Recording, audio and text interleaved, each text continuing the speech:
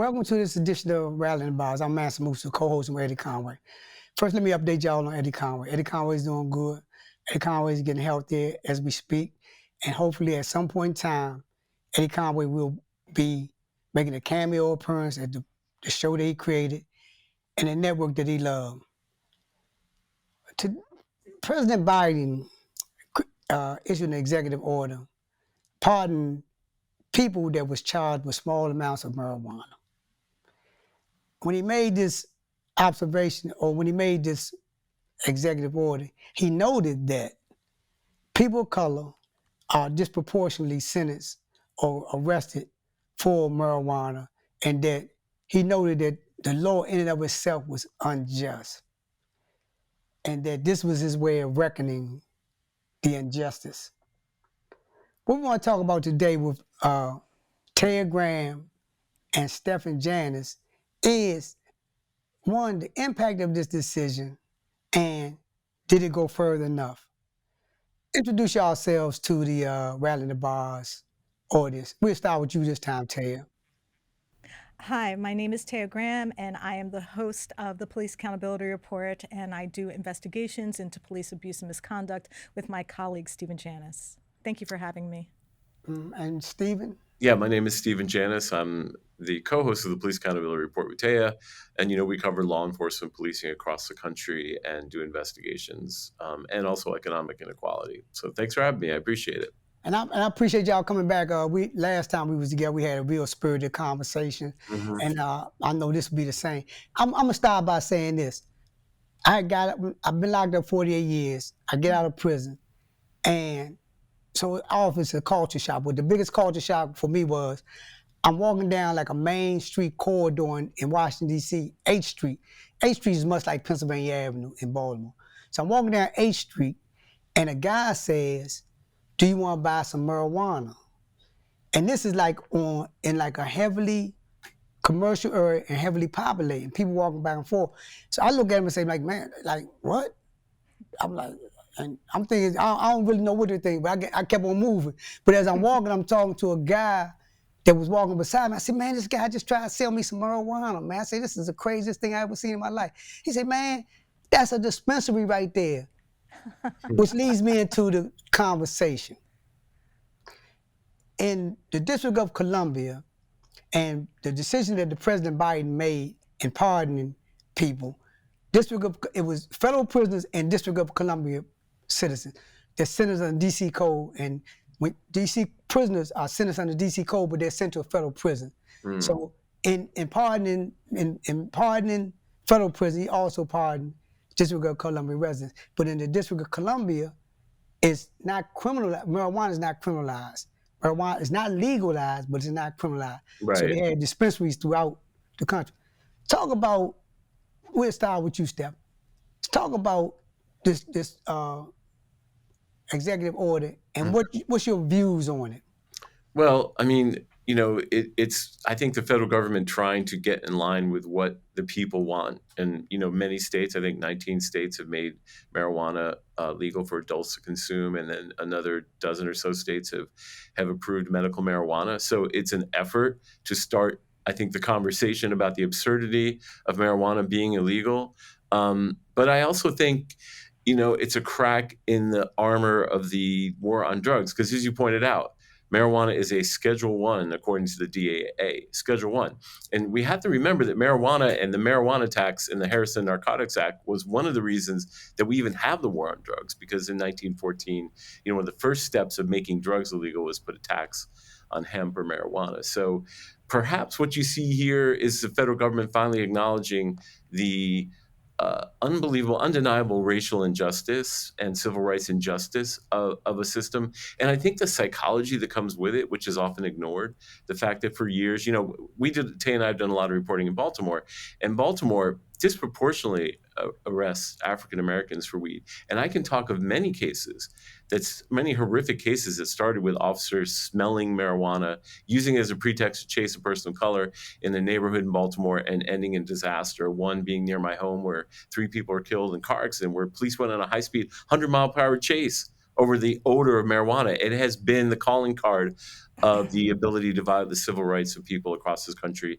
black, white, everyone. So it's been one of the best tools of oppression that I know, and it's been one of the foundational ridiculous absurdities of the war on drugs, being that it's a Schedule One, and Taya can tell you because she's used it a lot that it's not a Schedule One. Just kidding, it's more me. But yeah. So maybe this is the first sort of step towards the path of acknowledging how ridiculous this war on drugs has been. Hey, Taya, pick up on this part of the conversation because you made a nice observation, Steph, that I think we should flush out is the pretext, utilizing marijuana as a pretext to go further. I smell marijuana on the front porch. I use that as a pretext to go search and seizure, extenuating circumstance. Pick up on that, Taya, in Absolutely. your research and in your line of work. So, first, I just want to say that I don't want to look a gift horse in the mouth. This is great that President Biden is doing this. This will affect roughly 6,500 people.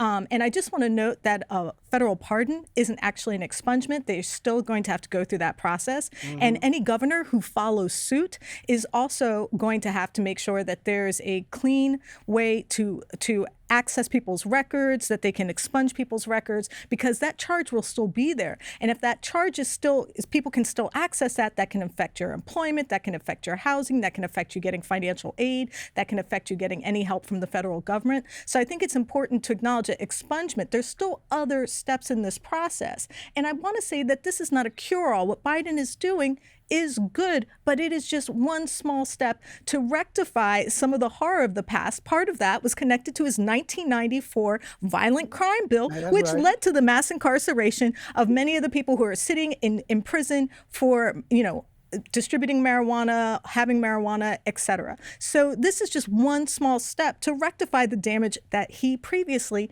was part of doing. So I appreciate that he's doing this, but there needs to be a lot more done. Now, in reference to encouraging other governors to follow suit, I think that is excellent. I think it's great that the federal government is taking this first step, but it is a baby step.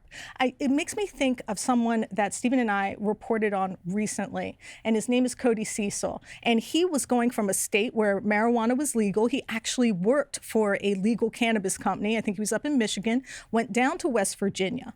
And on the pretext of smelling something, the officers wanted to search his trailer. They did not have a search warrant. And poor Cody Cecil, for having 8 Delta 8 hemp plants, 8 or 9, he ended up sitting in prison for over a month with $100,000 bail. So the idea that decriminalization is actually happening in various states, it is not even to say the least. And that's part of the problem. If Biden is leaving it up to governors in individual states to address this issue, we're really going to have a problem. And decriminalization is not necessarily working. I mean, in Pennsylvania in 2021, they still arrested over 13,000 people for simple possession of marijuana. Now, under what President Biden's doing, where if you only have simple possession, you're going to be able to be pardoned. If you had paraphernalia on you, if during your probation you made a mistake and your urinalysis came up dirty, you can't qualify for it. So this is really limited. I just think people need to know we need to push for more. This is just the beginning. And I like that articulation, because when we look at the collateral aspects of this decision, but when I was researching this, one of the reporters made the observation that White House staff that was when they was vetted and they did urine tests for marijuana, they was fired under the Biden administration. So we recognize his continuing hypocrisy. But talk about the fact that let's dial down on what needs to be done, because we recognize that, one, the common attitude in society is that marijuana is not bad. The common attitude in society is that it's a recreational drug, much like alcohol. But why didn't Biden go and say, make the observation that we want to change the scheduling and talk about what the scheduling is, Stephen, and how that would impact on the decriminalization and ultimately legalization? I think the schedule is like the sort of the Rosetta Stone of the horrible war. You have heroin and marijuana and other types of very. Cocaine and crack and all. Yeah. I think cocaine is actually Schedule 2, to be honest. Okay. But what's amazing about it is that marijuana even made that list and was with no medicinal or otherwise research benefits, completely put. But so what the reason I'm a little more hopeful about it is simply because, like I said, marijuana was sort of the entry point for a lot of the worst aspects of the drug war, because it is such a beneficial plant, and it helps so many people that it became a point of vulnerability where police could attack Black communities, police could attack working class communities. And what needs to be done, obviously, first is removing it from Schedule 1. But what needs to be done more importantly is removing it from the arsenal of our law enforcement industrial complex. Yes. That's what needs to be done. There should be no way that any cop anywhere in this country can stop someone or have used for a pretext for a search. I mean, we talked about it a little bit, but I've read so many statements of probable cause where there was a disastrous That's search. right. That's right. I mean, it was basically like it was a rewrite. Marijuana laws were a rewrite of the Fourth Amendment to say there is no Fourth Amendment. Mm-hmm. So many cases that Taya and I have covered start with the pretext of marijuana. And so what I'm hoping that Biden's sending a signal. Now, in our own city, Marilyn Mosby actually said, "I'm not going to prosecute marijuana crimes." That's right. That's What right. happened? What happened? The FOP, the police department, and even some people on Twitter attacked her for it. Right. And why would they do that? Because marijuana is the way that they can just do whatever they want. Mm-hmm. It's like the keys to the kingdom of fascist policing. And so I think what needs to be done, to your question, and sorry to get a little digression there, but I think what needs to be done is get it off. Biden could easily have it removed from Schedule 1, absolutely eliminated, and then there's been efforts in the Senate, which Biden has not supported, the Senate and the House, to pass marijuana legalization. It needs to be federally done. I mean, because a lot of states, as Taya points out, have contradictory laws. I mean, we just covered a couple that was traveling from Illinois to Kentucky, and they got pulled over at a checkpoint, and they dragged them out of the car. Later on, they said, oh, they had a little marijuana. Well, they had bought the marijuana legally in Illinois. So all the charges were stemming from this marijuana that they didn't even know was in the car. It's got to be one of the worst, most violent sort of characterizations of a natural plant that's ever existed. But what it has unleashed on the people of this country, especially poor people and in African American communities, is just unbelievable. So yeah, there's got to be more done. It's got to be taken off the schedule, and it's got to be legalized nationally, I think, to just get this out so that no cop can ever do this to anyone ever again. And Taya, go ahead, Taya. No, I just wanted to add to that because I was so glad that Stephen brought up that case where that couple was arrested just for crossing the border checkpoint, which we believe the checkpoint was purposefully set up in the hopes of catching people going from a legal marijuana state to one where marijuana was criminalized. I think that checkpoint was set up there very purposefully. But the thing I was thinking of as you were talking is that with Cody Cecil, one of the reasons why this young man is actually working for a marijuana company is because marijuana helped him get off of opioids. It made this huge difference in this young man's life. So to think that marijuana, we know that it can help patients who are going through chemotherapy. We know that marijuana can help people who live with chronic pain.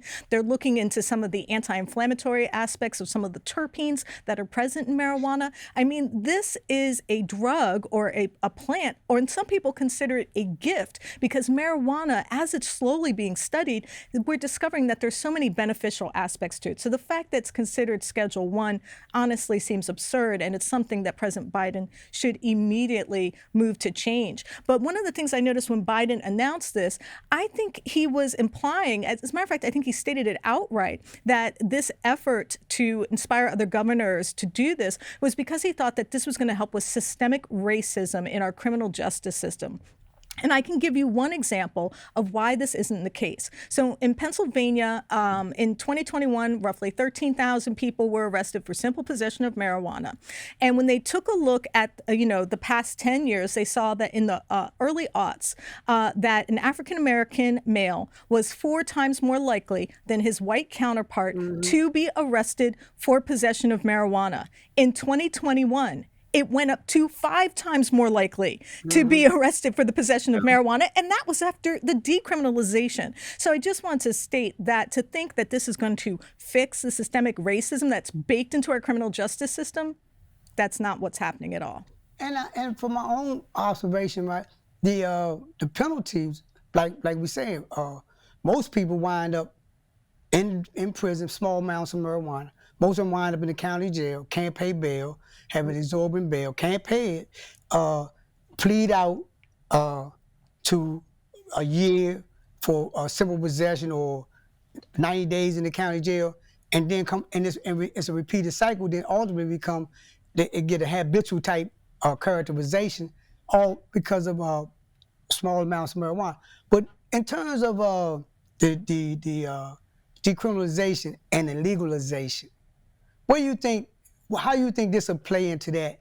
Because as you said, Taya, and both of y'all making observations, we're asking for governors, because we're not mandating federally. We're asking for governors throughout the states, throughout the United States of America, to come up with an analysis on how to decriminalize it and how to legalize it.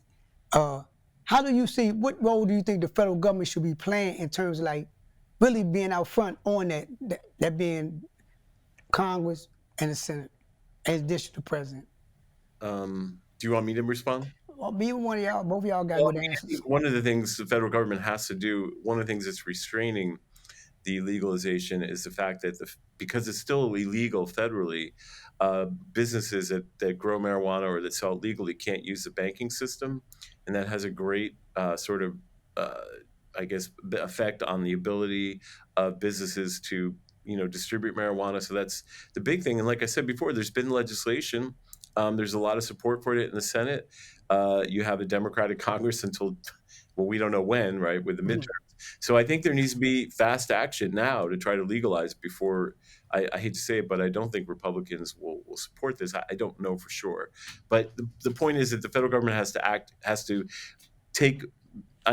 legalize it so the banking system, so these businesses can participate and lead the way, so that because it's the same states, I think, that that don't want to legalize it, that are problematic in these issues. Like southern states don't want to legalize it. We need to set a national standard so that people can be safe, really, from this drug war. You know what? I hate to keep picking on West Virginia, where Cody was arrested. Pick on it. But I really do have to, because the irony is, while Cody was sitting in jail, he was arrested 2 days before Christmas. He's sitting there in there for a month. At the same time, he's sitting in jail with $100,000 bond. A company is getting a tax subsidy from the state of West Virginia to plant crops to grow marijuana and sell them. So at the same time, this young man who works for a legal marijuana company up in Michigan had 8 or 9 plants in his car, sitting incarcerated, while a big business is actually getting tax subsidies to grow it in the same state. So I think what we have to take a look at is the fact that there is a profit motive underlying here that is going to influence every aspect of this process. And if you don't believe me, ask former Speaker of the House John Boehner about it, because he was a politician who spoke out against marijuana legalization, and he was a tough on crime, tough on drugs kind of politician. And now he's actually actively helping marijuana companies, encouraging people to invest in them. So you see how money influences people. In his retirement, that's what he's doing. You can look the commercials up online as he's encouraging you to invest in legal marijuana companies. So that tells you the role that money really plays here. And if this is about undoing the wrong, centuries of oppression and dehumanization of people of color, if this was the intent that President Biden was trying to get out, personally, I don't think he went further enough. And like you say, it's a small step. However, we recognize that in different states, they're not going to legalize it, and they're not going to decriminalize it. So you still going to have the attitude that I'm gonna arrest you for being in public smoking joint. Now, if I come down on you, I smell it, and depending on what area you in, or depending on where you at, I might even pound your car. I might take it, lock you up and pound your car, and now Yep. You don't have the ability to get out because you can't raise a bail. But y'all got the last word, and we'll start with you, Taya. Where do you think we should be at in terms of nationwide?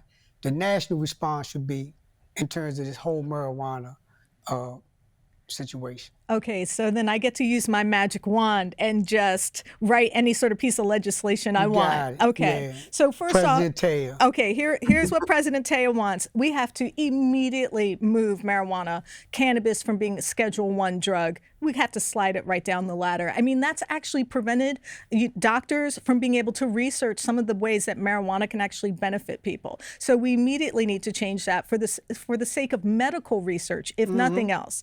That's Secondly, we need to acknowledge that not all these states are going to be able to legalize marijuana in a timely fashion or in a way that's actually going to redress any of the racial disparities in the way sentencing and arrest has been implemented. So we need the federal government, I hate to say it, but we need the federal government, President Taya, to step in and legalize it across the board. And we need to do a lot more than just, essentially pardon people with simple possession, because like I said, you could have simple possession, but if you have paraphernalia on you, if you got a resisting arrest charge or an obstructing charge or an interference charge, you don't qualify. So we have to make that much broader, and there has to be an immediate expungement process in place, because if that charge is still on your record, it's still going to prevent you from being able to move forward in your life the way you want to. So we need to have a central database for these types of charges, because that's part of the problem. There's no centralized database to look up this information